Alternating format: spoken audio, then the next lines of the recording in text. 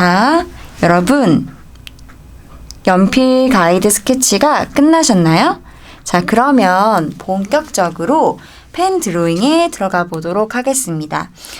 재료 소개 영상에서 안내해드렸던 것처럼 스테이들러에서 나온 피그먼트 라이너 0.1과 0.3을 사용할 거고요. 저는 주로 0.3을 좋아합니다. 하지만 라인을 쓰는 그림에서 펜의 두께의 느낌은 굉장히 그림의 인상을 뭔가 좌지우지하는 아주 중요한 요소이기 때문에 저처럼 0.3을 메인으로 써보기도 하고 또 혼자 다른 그림을 그릴 때 0.1로만도 그려보시는 것도 추천드려요. 자, 그러면 이제 본격적으로 펜 드로잉을 시작해 볼 건데요. 어디서부터 그려야 될까 많이 고민하시는데 사실 펜 드로잉은 어디부터 그려야 된다 이런 정답은 없어요. 하지만 아무래도 주제부부터 그리는 게 일반적이죠. 정답은 아닙니다. 저는 위에서부터 아래로 내려갈 거고요. 연필 가이드 스케치한 것처럼 큰 형태부터 그려나가면서 세부적인 묘사도 진행해 보도록 하겠습니다. 일단 시작해 볼게요.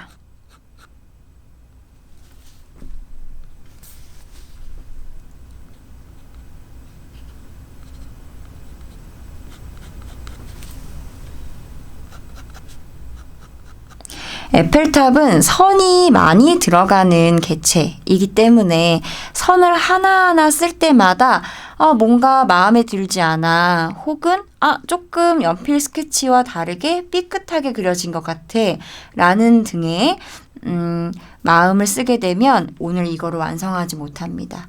어차피 선을 굉장히 많이 쓸 거고 한 선 한 선을 집중해서 보기보다는 그 선들이 모여서 어떤 형태와 어떤 톤을 만들어내는지 어떤 느낌을 만들어내는지에 조금 더 집중하시면 좋을 것 같아요.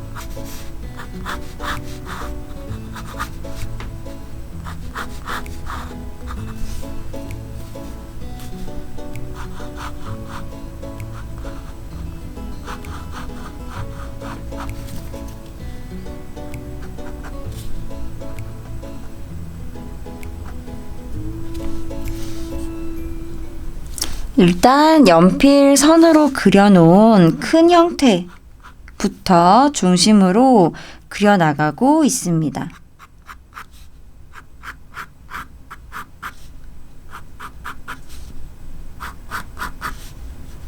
손목에 스냅을 활용한다는 느낌으로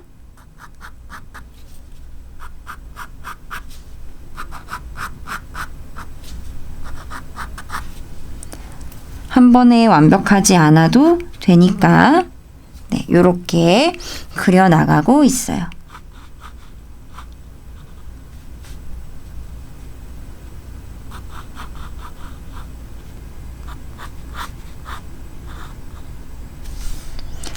저도 완벽하게 같은 균일한 두께로 하기가 어려워요.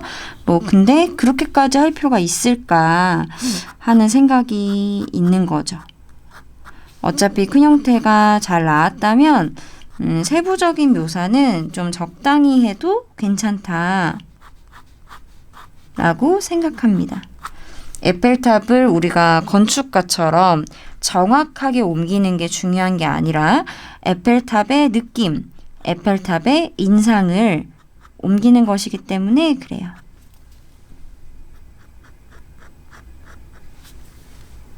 자, 어느 정도 큰 형태가 나왔습니다. 자, 그러면 세부적인 형태들을 그리면서 또 에펠탑 사진에서 보여지는 새까만 어둠들 한번 표시해 볼게요. 아까 안내해드렸던 펜으로 뭔가 빗금을 그어서 면을 표현하는 방식으로 활용해서 진행할 겁니다.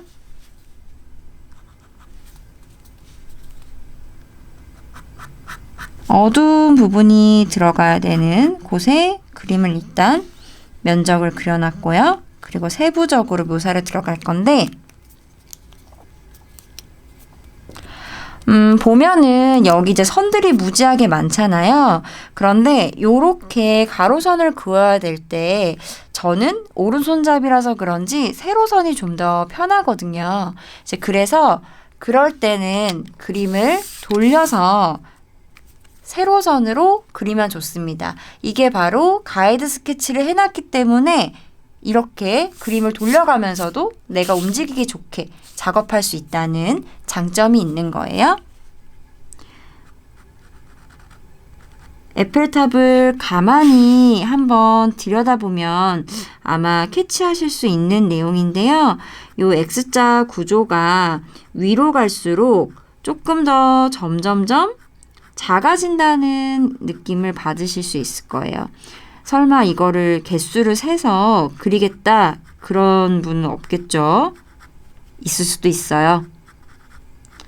하지만 그렇게까지 하지 않아도 충분히 에펠탑으로 멋지게 그릴 수 있으니까 저는 그 개수를 세기보다 적당히 작아지는 느낌만 주려고 하고요. 아래로 갈수록 요 X가 점점 잘 보이고 커지는 느낌. 그래서 요 X의 철골 구조의 요 두께감도 조금씩 더 살려주면서 진행하고자 합니다. 아래로 나무가 좀 있으니까 적당히 일단은 그려보도록 하고요. 네, 요렇게 그리고 요 홀을 그려볼 거예요. 하나 더. 뭔가 펜드로잉은 선이 많이 들어가면 조금 더 시각적으로 잘 그려 보이는 느낌? 완성도가 있고 예쁘게 다가오는 느낌이 있는 것 같아요. 어떤 펜선이 갖고 있는 섬세함 같은 부분이 전달되는 게 아닌가 생각해봐요. 네, 요렇게 한 번 더 입혔죠? 자, 그 다음에 점점점 디테일을 들어가도록 하겠습니다.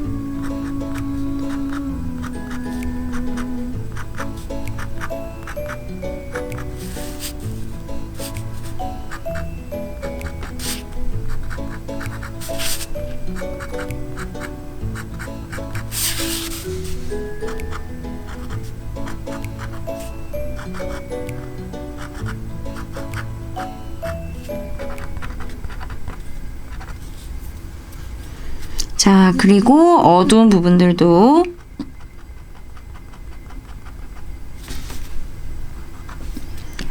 채워줄게요.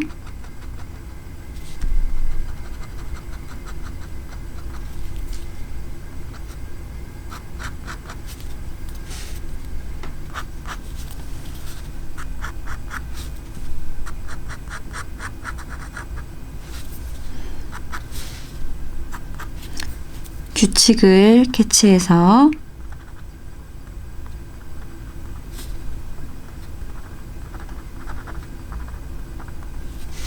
네, 이렇게 됐고요. 여기 부분에 조금 더 자잘한 X들이 있어요. 그거를 두께감을 살려서 그리기는 좀 어렵기 때문에 조금 더 각색해서 그리도록 할게요.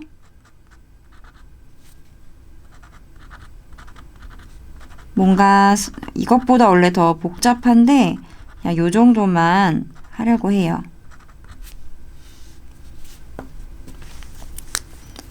더 어둡다라는 느낌만으로 충분하지 않을까 싶어요. 자, 이 상태에서 이제 좀 펜을 바꿔가면서 하기도 해요.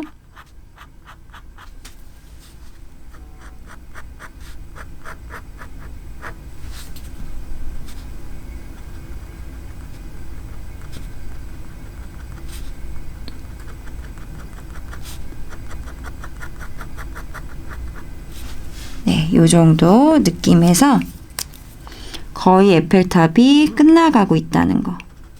벌써 에펠탑을 그리면서 곡선, 직선, 짧은 선 이런 것들을 다양하게 지금 연습해보고 있습니다. 자, 어느 정도 에펠탑이 마무리가 된 것 같아요. 자, 그러면 아랫부분을 그려보도록 할게요. 저는 0.3을 조금 힘 빼고 쓰는 느낌으로 진행해 보려고 합니다. 자, 그러면 나무를 연필로 그려놨는데요.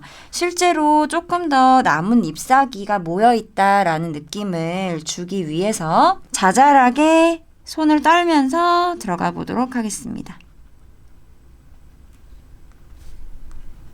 뭔가 사진을 너무 관찰해서 그 나무의 어떤 자잘한 형태를 뭐 따라서 보고 그릴 수도 있겠지만 우리 그림 사이즈에서 이 정도 표현이면 충분해 보여요.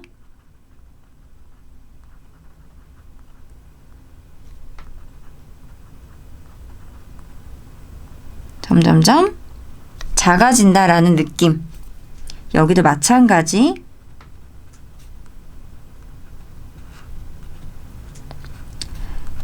펜선은 아무래도 선을 천천히 그었느냐, 빨리 그렸느냐에 따라서 그 그림을 그린 사람의 손의 움직임, 어떤 느낌이 전달되는 매체인 것 같아요.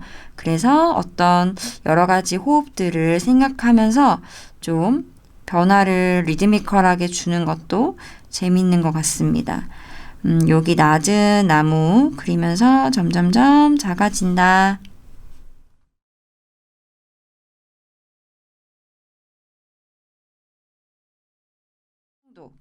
나뭇잎이 끝나는 부분 요 정도까지 형태선 잡았습니다.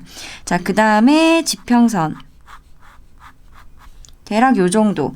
요 반달의 느낌을 비교해보면 좋을 것 같아요. 조금 납작해진 것 같아서 어둠의 형태로 마킹을 한번 해보고요. 요 직선 느낌 사실 들어간 거고요. 나무가 여기 하나 더 와야겠군. 네, 이렇게 맞춰주면 됩니다. 자, 그 다음에 이 원뿔 형태의 나무는 그리지 않을게요. 이렇게 간 상태에서 뭔가 잔디밭의 느낌, 잔디밭이 끝나는 형태선, 약간 수평선보다 살짝 올라오고 올라와서 에펠탑을 중심으로 이렇게 모이는 느낌. 요 느낌의 큰 모양을 생각해서 진행해 주세요. 자, 요렇게. 그 다음에 뭔가 나무 기둥이 있겠죠. 사실 요 나무 밑에 모습들은 너무 여러 가지가 중첩되어 있어서 잘 보이지가 않아요. 그래서 아까 말씀드린 것처럼 적당히 나무 기둥이 있겠지 뭐. 올라가야겠네요. 뭐 이런 식으로 덧그리면서 진행을 할 겁니다. 하고 뭔가 여러 땅들의 레이어들을 선으로 조금 표현해 주고요. 여기 멀리 있는 사람들을 작은 실루엣으로 그려볼게요. 사람을 그린다고 하니까 굉장히 부담스러울 수도 있겠지만 정말 간단하게 그냥 까만 어떤 형체로만 그릴 거예요. 왜냐면 실제로 에펠탑에 비해서 점처럼 보이는 인물들이기 때문에 요 정도 인물은 좀 그려주면 아무래도 실제 이 에펠탑의 스케일감이 잘 전달되는 좀 좋은 소재죠. 군중, 적당히 고독한 사람 옆에 하나 있습니다. 요 정도면 충분해요. 더 자세히 그리다가는 에펠탑에 비해서 사람이 너무 커 보여서 어색할 수도 있거든요. 요 정도면 저는 충분하다고 봅니다. 자, 그 다음에 마지막으로 저 멀리 있는 건물들 그릴 거예요. 조금 약하게 그리고 싶어서 0.1을 꺼냈고요. 좀 약하게 보이긴 하는데 그래도 그려주면 뭔가 그 에펠탑하고 대비감이 나고 또 깊은 공간감, 거리감들도 표현할 수 있는 요소인 것 같아서 살짝 그려봅니다. 적당히 네모네모 가로선, 세로선 그어주면 건물이 되는 거죠. 그리고 조금 더 멀리 있는 건물이다 라는 느낌을 주고 싶다면 솔직히 잘 보이지 않는 창문을 몇 개 그려주시면 진짜 저 멀리 있는 건물처럼 보이는 효과가 있습니다.